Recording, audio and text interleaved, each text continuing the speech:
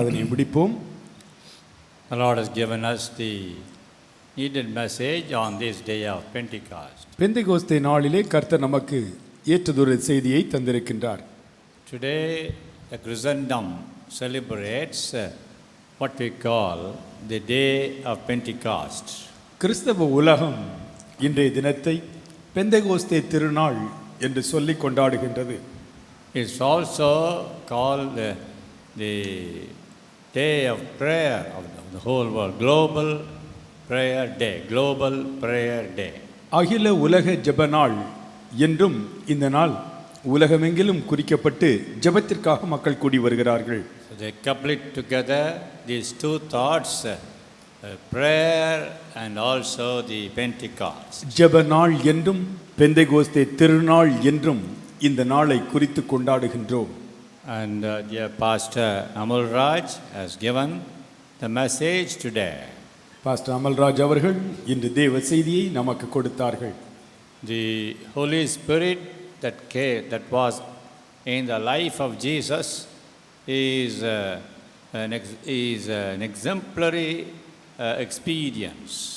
இயேசு கிறிஸ்துவின் மீது வந்து தங்கி இருந்த பரிசுத்த ஆவியானவரின் அனுபவம் முன்மாதிரியான அனுபவம். The Spirit of the Lord is upon me. கர்த்தருடைய ஆவியானவர் என்மேல் இருக்கிறார். He hath anointed me to preach the gospel to the poor. தரித்திரருக்கு சுவிசேஷத்தை அறிவிக்கும்படியாக அவர் என்னை அபிஷேகம் பண்ணினார். To heal the broken-hearted.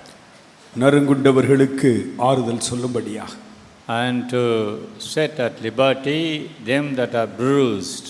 காயப்பட்டவர்களையும் சிறைப்பட்டவர்களையும் விடுதலையாக்கும்படியாக. Recovering of the sight to the blind. பார்வையற்றவர்களுக்கு பார்வையை அருளும்படியாக. And thus you find the sixfold experience of the fullness of the Holy Spirit in the life of Jesus. பரிசுத்த ஆவியானவர் இயேசுவின் வாழ்க்கையில் நிறைவேற்றிய 6 அம்சங்களை கவனித்தோம். So we have to enjoy experience the same in our life also. இயேசுவின் மீது வந்த அதே ஆவியானவர் நம்மீதும் வருகிறபடியினால் அதே அனுபவங்களை நாமும் பெற்றுக்கொள்ள வேண்டும். Pentecost is an experience. பெந்தெகோஸ்தே ஒரு அனுபவம். We don't give much importance to the day, but give importance to the experience. நாம் நாட்களுக்கு முக்கியத்துவத்தை கொடுப்பதில்லை, ஆனால் அனுபவங்களுக்கு முக்கியத்துவத்தை கொடுக்கின்றோம். But you only avail the opportunity and meditate. ஒரு குறிப்பிட்ட நாளை அந்த நாளுக்குரிய அனுபவங்களை பெற்றுக்கொள்ளும்படியாக நாம் பயன்படுத்திக் கொள்கிறோம். We are thankful to God for bringing His servant here this morning and to deliver His message. தேவன் தம்முடைய ஊழியரை அனுப்பி தம்முடைய செய்தியை கொடுத்ததற்காக ஆண்டவருக்கு நன்றி செலுத்துகிறேன். God be with him and His fullness of the Spirit use him also. கர்த்தர் கூட இருந்து கர்த்தருடைய ஆவியானவருடைய பூரண அனுபவங்களை அவருக்கு மென்மேலும் தருவாராக. May the Lord bless his ministry. கர்த்ததாமே அவருடைய ஊழியங்களை ஆசீர்வதிப்பாராக. Just before conclusion, I just say one or two thoughts.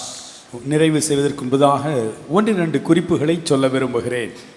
We find in Acts 2, அப்போஸ்தலர் 2ஆம் அதிகாரத்தில் பார்க்கின்றோம். they sat in one place. அவர்கள் ஓரிடத்தில் கூடி அமர்ந்திருந்தார்கள். And you find there was a sound from heaven. பரலோகத்திலிருந்து பெரும் சத்தம் வந்தது. And then you find he spoke in tongues. அவர்கள் புதிய பாஷையில் பேசினார்கள். I just limit my thoughts to 3. இந்த 3 குறிப்புகளை உங்களுக்கு நினைவூட்டுகின்றேன். They sat. அவர்கள் அமர்ந்திருந்தார்கள். There was a sound.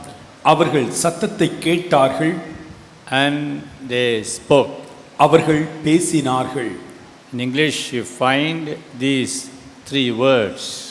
ஆங்கிலத்திலே இதை மிக எளிதிலே மனதில் வைத்துக் கொள்ளக்கூடிய முறையிலே கவனிக்க முடியும். They all sat in one place. அவர்கள் ஓரிடத்தில் அமர்ந்திருந்தார்கள். there was a sound from heaven. அவர்கள் பரலோகத்திலிருந்து ஒரு சத்தத்தை கேட்டார்கள். And spoke in tongues. அவர்கள் புதிய பாஷையில் பேசினார்கள். Brethren, சகோதரரே, Pentecost teaches us some lessons. பெந்தெகோஸ்தே நமக்கு ஒரு பாடத்தை கற்றுக் கொடுக்கின்றது. We should also sit, which means not literal sitting. அமர்ந்திருத்தல் என்றால் எழுத்தின்படியே அமர்ந்திருப்பதை காட்டவில்லை. It speaks of one-mindedness. ஒரு மனதை காட்டுகின்றது. 120 were like one person. 120 பேர் ஒரு மனிதனைப் போல ஒரே மனதுடன் கூடியிருந்தார்கள். It is very difficult. மிக கடினமான ஒன்று. If there are two persons, there will be two minds only. 2 பேர் இருந்தால் 2 மனது தான் இருக்கும். Husband and wife cannot go together. புருஷனும் மனைவியுமே ஒரு மனதாய் இணைந்து செல்வது கடினம். One will say east, the other will say west. கிழக்க போகலான்னு ஒருத்தர் சொன்னா இல்லைங்க மேற்கு தான் போகணும். Difference of opinion cannot be easily solved. கருத்து வேற்றுமைகளை ஒற்றுமையாய் மாற்றுவது சற்று கடினம்தான். It's but natural also. பொதுவாக மனிதர்களுடைய இயல்பு இது. But here the 120 were of one man. ஆனால் இங்கே பாருங்கள், இருப்பது 120 பேர், ஆனால் ஒரே மனதுடன் இருக்கிறார்கள். Sat actually defines the unity, one mind. அமர்ந்திருந்தார்கள் என்பது ஒரு மனதை ஒற்றுமையை காட்டுகிறது. Brothers and sisters, சகோதர சகோதரிகளே, whatever may be the number here, இங்கே இருக்கக்கூடிய திரளான மக்களின் எண்ணிக்கை எதுவாக இருந்தாலும் சரி, it may be some people in your own home, உங்களுடைய குடும்பத்தில் இருக்கிறவர்களை கூட கவனித்து பாருங்கள். or it may be in a prayer group, உங்களுடைய ஜெப குழுவிலே ஊழிய குழுவிலே இருக்கிறவர்கள் என்று எடுத்துக்கொள்ளுங்கள். Our God, our Lord can come in the midst of us and work and bless, provided there is unity. கர்த்தர் உங்கள் நடுவிலே வந்து கிரியை செய்ய முடியும் எப்பொழுது ஒற்றுமை இருந்தால். See, this unity cannot have bitterness along with it. கசப்பையும் வைத்துக்கொண்டு ஒற்றுமையோடு இருக்கிறேன் என்று நாம் சொல்ல முடியாது. Jealousy, envy, bitterness, all these cannot be in one mind. பொறாமை, போட்டிகள், கசப்பு, பகை இவைகளை வைத்துக்கொண்டு ஒற்றுமையாய் இருக்கிறேன் என்று சொல்ல முடியாது. We are Pentecostal people. நாம் பெந்தெகோஸ்தே ஆவியை பெற்றவர்கள். We say that we have received the Holy Ghost. பரிசுத்த ஆவியானவரை பெற்றவர்கள் என்று சொல்லுகிறோம். So find out, just search your heart right now whether there is envy, irritation, bitterness, one with another. சற்று அலசி பாருங்கள் உங்கள் இருதயத்தை. போட்டிகள், பொறாமைகள், பகை உணர்வுகள், எரிச்சல்கள் இருக்கின்றனவா? Are you able to look at the face of another and speak? மற்றவருடைய முகத்தை பார்த்து மகிழ்ச்சியோடு பேச முடிகிறதா? Because knowingly or unknowingly, if we don't like so and so, we turn our face. அறிந்தோ அறியாமலோ ஒருவரை பிடிக்காவிட்டால் முகத்தை திருப்பிக் கொள்கிறோம். Because we are human. மனிதனுடைய இயல்பு இது. But Pentecost teaches a lesson. ஆனால் பெந்தெகோஸ்தே நமக்கு தெய்வீக அனுபவங்களை கற்றுக் கொடுக்கிறது. They sat. அவர்கள் அமர்ந்திருந்தார்கள். All the 120 were like one group, one man, one person. 120 பேரும் ஒரு குடும்பம் போல, ஒரு குழு போல, ஒரே மனிதன் போல அமர்ந்திருந்தார்கள். In this day of Pentecost, we celebrate, uproot all this carnal nature. பெந்தெகோஸ்தே நாளை கொண்டாடுகின்ற இந்த நாளிலே மாம்ச சுபாவங்களை வேரோடு பிடுங்கி வீசிவிடுங்கள். We should be able to shake hand with each other, look at the face and say, praise the Lord, God bless you, brother. நன்றாய் கரங்களை பிடித்து குலுக்கி ஒருவர் முகத்தை ஒருவர் பார்த்து தேவன் உங்களை ஆசீர்வதிப்பாராக என்று மகிழ்ச்சியோடு வாழ்த்த வேண்டும். I told one day one incident. நான் முன்பு ஒரு சம்பவத்தை சொன்னேன். In a cemetery it happened. இது நடந்த இடம் ஒரு கல்லறை தோட்டம். When saint of God died and we were all in the burial service. ஒரு தேவ மனிதர் மரித்தார். அந்த அடக்க ஆராதனைக்கு நாங்கள் கல்லறை தோட்டத்திற்கு சென்றிருந்தோம். Different organizational leaders were there. பல ஸ்தாபனத்தின் பல கிறிஸ்தவ ஸ்தாபனங்களின் தலைவர்கள் அங்கே வந்திருந்தார்கள். And one particular group of people, they came to the cemetery, they were alone, parking the car to the other direction. ஒரு கூட்டத்தார் கல்லறை தோட்டத்திற்கு வந்தார்கள். அவர்கள் தனித்தன்மையாக இருக்க வேண்டும் என்று தனியாக ஓரிடத்தில் காரை வேறு திசையில் திருப்பி நிறுத்தினார்கள். It was my early days. அது நான் ஊழியத்திற்கு வந்த ஆரம்ப ஆண்டுகள். So when the body came, the man of God also came from the car. மரித்த தேவ மனிதனுடைய சரீரம் கல்லறை தோட்டத்திற்கு வந்த பொழுது ஒரு ஊழியக்காரர் அவருடைய காரில் இருந்து இறங்கி வந்தார். The so called secluded. தனித்தன்மையா இருக்கிறோம் என்று சொல்லுகிற அந்த ஊழியர் கூட்டத்திலிருந்து அந்த ஊழியக்காரர் வந்தார். And then the other pastors just shook hand with him. அடுத்த போதகர் அங்கே நின்றவர் கை குலுக்கினார். Another church. இன்னொரு சபையைச் சேர்ந்தவர். And that man who was alone, the servant of God, காரிலிருந்து இறங்கி வந்த அந்த தேவ மனிதர் he just குலுக்கவில்லை, கையை அப்படியே தட்டி விட்டது போல போனார். இன்னொருத்தர் கொடுத்தார் அதே மாதிரி just இன்னொருவர் வந்தார், அவரும் கையை இன்னொரு திசையிலே திருப்பி அனுப்பினார். 3 பேருக்கு 3 திசை ஆக்கிட்டாரு. 3 persons came and all the 3 were sent in 3 different directions. All were going only to the graveyard. எல்லாரும் அந்த அடக்க ஆராதனை நடக்க இருக்கிற கல்லறை குழியை நோக்கி தான் சென்று கொண்டிருக்கிறார்கள். I don't know that man, so I didn't do. I was away, I was young. எனக்கு வந்தவர் யார் என்று தெரியாது. ஆகவே நான் கை கொடுக்கவும் இல்லை, குலுக்கவும் இல்லை, என் கை திருப்பி அனுப்பப்படவும் இல்லை. Pastor Sundaram was there at that time. அப்பொழுது பாஸ்டர் சுந்தரம் ஐயா அவர்கள் அங்கே இருந்தார்கள். After everything was over, I talked to him, Pastor Sundaram. அடக்க ஆராதனை முடிந்த பிறகு பாஸ்டர் சுந்தரம் ஐயா அவரிடத்திலே நான் பேசினேன். அவங்க ஏன் அப்படி செய்றாங்க அப்படின்னு கேட்டேன். Why are they shaking hands like this? They were not willing to just shake hand. They did like this. சந்தோஷமா கை கொடுக்காம ஒரு மாதிரி கையை உதறி தள்ளுறாங்களே. கல்லறையில.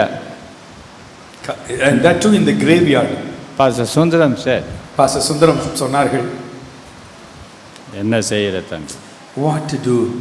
என்ன செய்யறது தம்பி? What to do தம்பி? அதான் answer. That was the answer given by Sundaram ஐயா. Sorry to say. துக்கத்தோடு சொல்லுகிறேன். I'm not pointing out the mistake of A, B, C.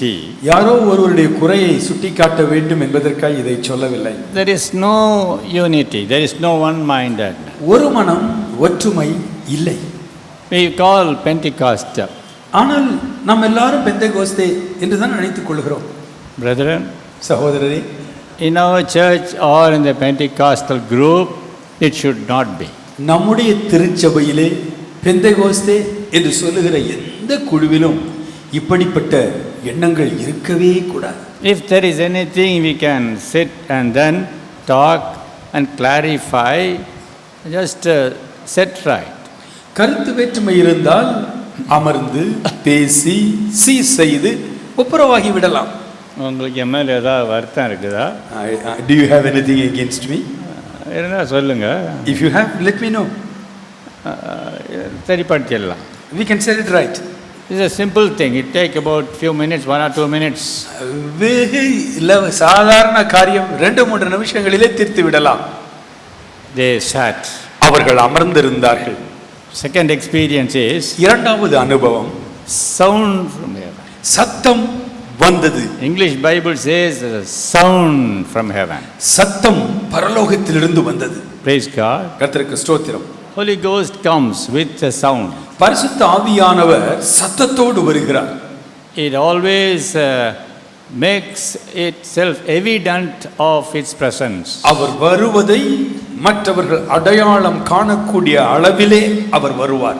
Whether we have got it or not, I don't know, we can't say. பரிசுத்த ஆவியானவரை பெற்றுக்கொண்டேனா தெரியலங்க என்று ஒருவர் சொல்லக்கூடாது. நீங்க அபிஷேகம் பெற்றுட்டீங்களா? Have you received the anointing? பெற்ற மாதிரி தான் தெரியுது. I think so. பெற்றுட்டேன்னு நினைக்கிறேன். I guess so. That's not an answer. It comes like a rushing with mighty wind with a sound also. பலத்த காற்று வருவது போல முழக்கத்தோடு வருவது பரிசுத்த ஆவியானவருடைய அனுபவம். It's a sound. அங்கே சத்தத்தை குறித்து பார்த்தோம். It's a noise. அது நல்ல முழக்கம். It's a wind. அது காற்று போல. It's a power. ஆவியானவர் வல்லமையாய் வருகிறார், காற்றைப் போல வருகிறார். It's visible. அதை நாம் உணர முடியும். You can hear it. அவர் வருவதை நாம் கேட்க முடியும். Praise God. கர்த்தருக்கு ஸ்தோத்திரம். So that creates amazement.